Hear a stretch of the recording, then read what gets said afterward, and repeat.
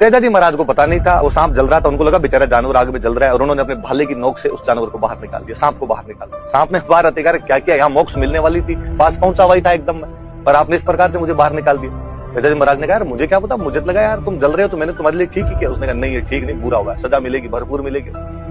तेजा जी महाराज ने कहा, यदि मैंने अपराध किया है तुम्हारे लिए तो मैं दंड का भागी हूँ, पर एक बार मैं लाछा गुजरी को वचन दे के आया हूँ कि मैं उसकी गायों को बचाऊंगा, तुम एक बार मुझे जाने दो, मैं लौट कर तुम्हारे पास जरूर आऊंगा।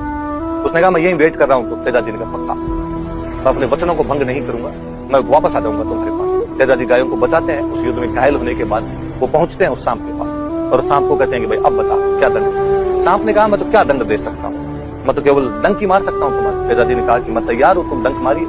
उसने कहा मारूं कहाँ, चारों तरफ तो खून खून टपक रहा है तुम्हारे। तो तेजा जी महाराज ने कहा कि मेरी जीभ पे तो तलवार नहीं लगी, तुम मेरी जीभ पे डंक मार सकते हो। आज दिन तक आप गांव में तेजा जी महाराज के जितने मंदिर देखोगे उनमें जो तस्वीरें मिलेगी अक्सर आपको, उनमें तेजा जी महाराज की जीभ पे सांप डंक मार रहा है।